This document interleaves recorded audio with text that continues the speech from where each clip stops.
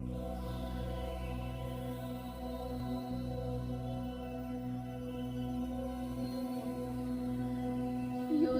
سراج صاحب کی کمال تحریر، ظہیر احمد کی وال سے۔ باقی سب تفصیل ہے، صرف تفصیل۔ یہ قصہ ہے محبت کی ایک بے مثل داستان کا، اور بے مثل محبت پر مالک کی لازوال عطا کا قصہ۔ وہ ایک گمنام بوڑھا شخص تھا جسے اپنی مادری زبان بلوچی کے علاوہ کوئی اور زبان نہ آتی تھی۔ عربی تو کجا، اسے اردو تک نہ آتی تھی۔ اس کی ساری زندگی دوسروں کی بکریاں چراتے ایک جھونپڑی میں گزری تھی، جھونپڑی جو اس کی اپنی زمین پر نہ تھی، سردار کی زمین پر مجبور اور موسموں کی شدت سے شرمسار کھڑی تھی۔ جھونپڑی بس ایسی تھی کہ آسمان سے ساری دھوپ، ساری گرمی، ساری سردی اور بارشوں کا سارا پانی اس میں سے گزر کے بابا جی پر آ برستا تھا۔ بابا مگر اس میں خوش تھے۔ شکوہ کیا ہوتا ہے، شاید بابا یہ جانتا بھی نہ تھا۔ جتنا میسر تھا اس سے زیادہ کی اسے پرواہ بھی نہ تھی۔ نہ اس بات کی پرواہ کہ اس کے پاس پکا چھوڑ موسموں سے بچانے والا کوئی کچا کوٹھا تک نہ تھا، نہ اس کا ملال کہ اس کے پاس زیست کرنے کو معمولی سا سامان بھی نہ تھا، نہ اس کی فکر کہ اس کا روزگار بس اجرت پر دوسروں کی بکریاں چراتا تھا، اس کے سوا کچھ نہ تھا۔ عجیب شخص تھا کہ وہ بکریاں چرانے کی انبیاء کی سنت پر ہی عمل پیرا تھا۔ اس کے دل میں ایک اور سنت بھی چپکے چپکے پل رہی تھی اور بڑھ رہی تھی۔ وہ آرزو تھی سونے کا گھر دیکھنے کی آرزو، زیارت بیت اللہ کی سعادت پا لینے کی انبیاء کی سنت، نبی کی بستی سے آنکھیں ٹھنڈی کر لینے کی سعادت کی آرزو۔ زادرہ اس کے پاس کیا ہوتا کہ جس کے پاس زادے زندگی ہی نہ تھا، مگر تمنا تھی کہ، اور بڑی منہ زور تمنا تھی، وہ بکریاں چراتا رہا، اجرت پر چرائی بکریوں سے اپنے حصے کے بچے وصولتا رہا۔ جو ہی کوئی ایک اور بچہ اس کے حصے میں آتا اسے لگتا سونے کا گھر اس کے نصیب کے کچھ اور قریب آ لگا ہے۔ وہ ہر ایسے اجرت میں آئے بچے کے ساتھ سونے کا گھر دیکھنے کی اپنی خواہش بھی پالتا رہا۔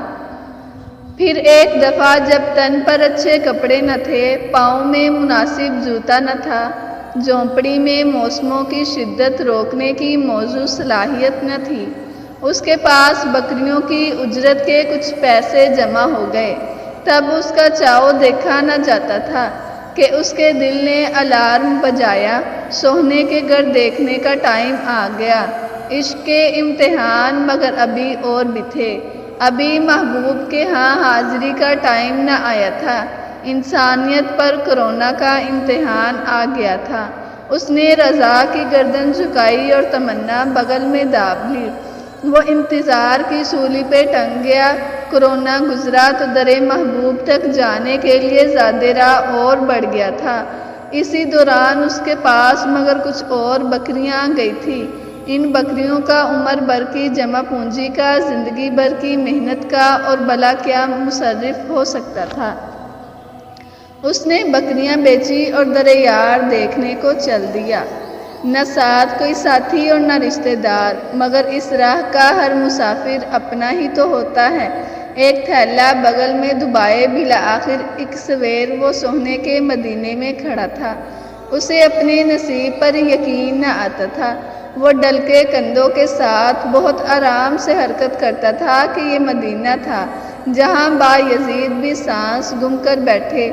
وہ مدینہ بلوچستان کی ایک جھونپڑی کا باشندہ مدینے کی شان دیکھنے کے دنگ رہ گیا۔ آہ! کہاں فقیر عجم اور کہاں سلطان عرب! اسی حیرت میں گم وہ اپنی کل متاع، اپنے جوتے اور جوڑے والا تھیلا بھی گم کر بیٹھا۔ عین یہی وہ لمحہ تھا جب وہ کلک ہو گیا، جب وہ اپنے تن کے آخری چیتڑے بھی سونے کے در پہ گم کر بیٹھا تھا۔ تو عین یہی وہ لمحہ تھا جب عرش والے کا اس سادہ مزاج محبت کی معراج پر التفات اور قبول عام برس اٹھا تھا۔